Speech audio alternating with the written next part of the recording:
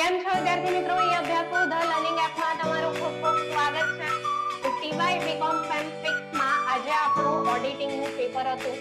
Practical point of view થી તો મહત્વનું છે જ, સાથે સાથે આપણે થિયરી માટે પણ ઘણું મહત્વનું છે પેપર માટે, બરોબર? તો વ્યવસ્થિત આપણે એ અભ્યાસો સાથે જે વિદ્યાર્થી મિત્રો જોડાયા હતા ઓલરેડી એમણે વ્યવસ્થિત આખા સિલેબસની સમજૂતી તો લઈ જ લીધી હતી. લાસ્ટ મોમેન્ટ પર ખાલી એમણે થોડું ઘણું રિવિઝન કરવાનું બાકી હતું.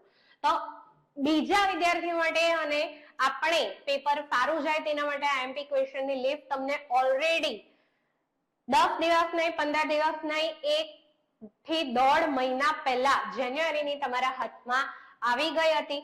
તો આઈ હોપ તમે ઓલરેડી વાંચીને ગયા હશો અને તમારું ઓડિટનું પેપર ઘણું મસ્ત ગયું હશે. ચાલો જોઈએ આજનું ઓડિટનું પેપર કેવું હતું. તો સૌથી પહેલા વાત કરીએ આપણે તો શોર્ટ નોટ થી વાત કરવી છે, કારણ કે મજા આવી જાય એવી શોર્ટ નોટ છે. પ્રશ્ન નંબર 4 ટૂંકનોંધ, ગમે તે 3 ટૂંકનોંધ આપણે લખવાની હતી.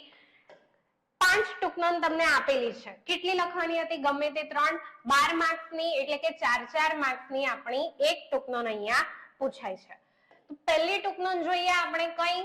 ઓડિટરનું વેતન કે મહેનતાણું. ક્વેશ્ચન ઓલરેડી મેં તમને લોંગ ક્વેશ્ચન આપી દીધો હતો. ઓડિટરનું વેતન, ઓડિટરના મહેનતાણા અંગે ચર્ચા કરો. બીજો જ ક્વેશ્ચન હતો અને આઈ એમ શ્યોર તમે તૈયાર કરીને ગયા હશો અને 4 માર્ક્સ અહીંયા બેઠા લીધા હશે તમે, બરાબર?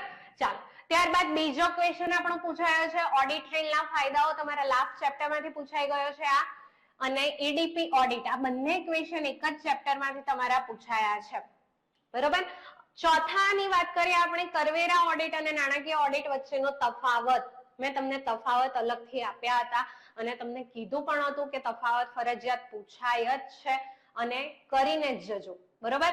તો ઓડિટમાં કરવેરા ઓડિટ અને નાણાકીય ઓડિટ વચ્ચેનો તફાવત મેં તમને આપી દીધો હતો. કરવેરા ઓડિટ અને નાણાકીય ઓડિટ, અને ઓડિટ અને અન્વેષણ વચ્ચેનો તફાવત, ઓડિટ અને અન્વેષણ વચ્ચેનો તફાવત.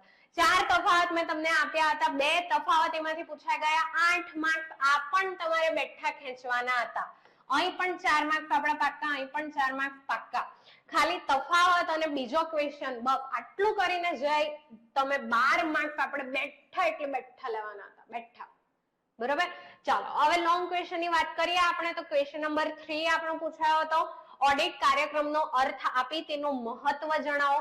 વીર નર્મદ દક્ષિણ ગુજરાત વિશ્વવિદ્યાલય સુરતનો ઓડિટ કાર્યક્રમ તૈયાર કરો. તો શૈક્ષણિક સંસ્થાનો ઓડિટ કાર્યક્રમ તમને અહીંયા પૂછાયો છે. ઇટ્સ ઓકે, મેં તમને સહકારી મંડળીનો આપેલો હતો, પરંતુ આપણે અહીંયા પસ્તાવાની કોઈ જરૂર નથી. અથવાના જે 2 ક્વેશ્ચન છે, કયો પૂછાયો છે? દગો કે છેતરપિંડીની શક્યતા હોય ત્યારે ધંધાના માલિક વતી કરવામાં આવતું અન્વેષણ.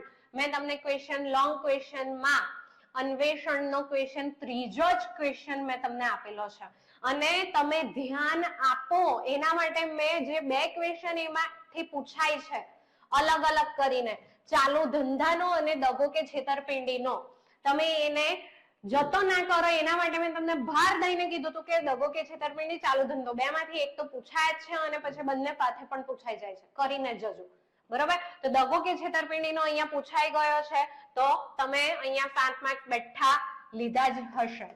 ચાલો, ત્યારબાદ સારા ઓડિટ અહેવાલના લક્ષણો મેં તમને ટૂંક નોંધ આપી છે. ક્યાં છે શોર્ટ નોટ લિસ્ટ આપણી? અહીંયા રહી. સારા ઓડિટ અહેવાલના લક્ષણો કે તત્વો સમજાવો, બરોબર? તો આ પણ આપણા 7 માર્ક્સ બેઠા, બરોબર? ચાલો, તો અહીં આપણે 14 માર્ક્સનું પૂરેપૂરું લખી શકીએ એવી પરિસ્થિતિમાં હતા. ક્વેશ્ચન 2 ની વાત કરીએ આપણે તો 2013 ના કંપની કાયદા અન્વયે ઓડિટરના હકો ફરજો સમજાવો. તો મેં તમને શોર્ટ નોટમાં ફક્ત ઓડિટરના હકો આપ્યા હતા, ફરજો નથી આપી. It's okay. અથવાના આપણા જે 2 ક્વેશ્ચન છે, ઓડિટરની ફોજદારી જવાબદારી જણાવો. ઓડિટરની ફોજદારી જવાબદારી મેં તમને પહેલા જ ક્વેશ્ચનમાં આપી છે, ઓડિટરની ફોજદારી જવાબદારી, બરોબર? તો તમે એ 7 માર્ક્સનું બેઠું લખીને આવ્યા છો, કારણ કે પહેલો જ ક્વેશ્ચન હતો. પહેલો ક્વેશ્ચન તો બધા તૈયાર કરે, બરોબર? તો આ થયું. ડિવિડન્ડ અંગે ઓડિટરની ફરજો સમજાવો, એ મેં આઈ થિંક તમને શોર્ટ નોટ આપેલી હતી. ડિવિડન્ડ અંગે ઓડિટરની ફરજો સમજાવો, તો આ પણ તમે લખ્યું હશે. તો આ પણ આપણા 7 માર્ક્સ બેઠા. તો 14 માર્ક્સ અહીં પણ આપણે પૂરેપૂરું લખી શકીએ, બરોબર? ચાલો તો 14 માર્ક્સ 14 માર્ક્સ 12 માર્ક્સ અહીંયા પણ લખી શકીએ. શોર્ટ ક્વેશ્ચન્સ ની વાત કરીએ આપણે તો ઓડિટર માટે કોઈ પણ 4 નિષેધાત્મક સેવાઓ જણાવો. મેં તમને શોર્ટ ક્વેશ્ચન 2 માર્ક્સ નો આપેલો હતો, સોરી શોર્ટ નોટ આપેલી હતી ઓડિટરની નિષેધાત્મક સેવાઓ ચર્ચો. અહીંયા ચર્ચા કરવાની હતી, અહીંયા 2 માર્ક્સ રીતે આપણે ખાલી જણાવવાનું હતું. બીજો ક્વેશ્ચન પૂછાય કંપની ઓડિટરની જવાબદારીના પ્રકારો. શોર્ટ ક્વેશ્ચનમાં પહેલો જ ક્વેશ્ચન છે કંપની ઓડિટરની જવાબદારીના પ્રકારો દર્શાવો. તો એ પણ તમે 2 માર્ક્સ આઈ હોપ બેઠા લીધા હશે. તો આ ક્વેશ્ચન 4 માર્ક્સ નું આપણે બેઠું આવેલું. બરોબર. મૂડી નફો એટલે શું આપણે ક્વેશ્ચન પૂછાયો છે. હવે સાથે એક કામ કરીએ, 2 માર્ક્સ ના જવાબ પણ જોતા જઈએ. તો ઓડિટર માટે નિષેધાત્મક સેવાઓ આ રહી તમારી સામે. બરોબર. તમે જોઈ શકો છો હિસાબો રાખવા, આંતરિક ઓડિટ કરી આપવી, વીમા જોખમની ગણતરી, રોકાણ સલાહકારી, ઇન્વેસ્ટમેન્ટ, નાણાકીય સેવાઓનું આઉટસોર્સિંગ, સંચાલન, કંપની ધારો અને કંપની રૂલ્સ દ્વારા સૂચવેલ અન્ય પ્રકારની સેવાઓ. પોઝ કરીને જોઈ શકો છો તમે. કંપની ઓડિટરની જવાબદારીના પ્રકારો. તો જવાબદારીના પ્રકારો આ પ્રમાણે છે: કાનૂની જવાબદારી, કરાર મુજબની, કોમન લો હેઠળની અને અન્ય.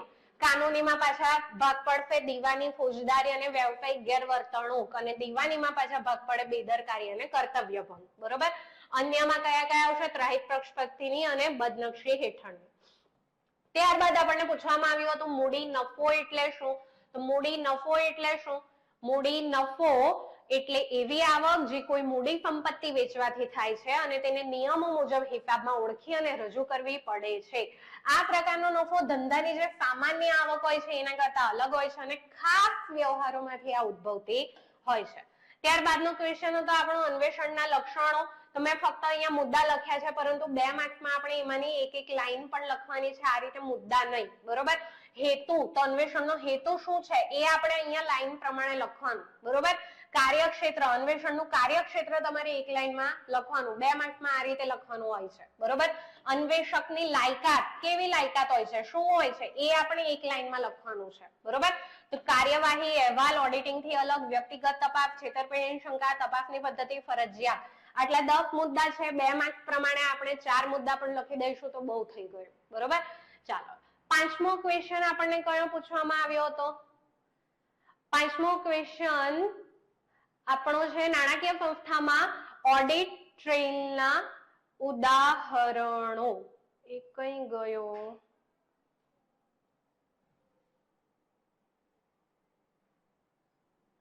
પેલો, બીજો, ત્રીજો, ચોથો.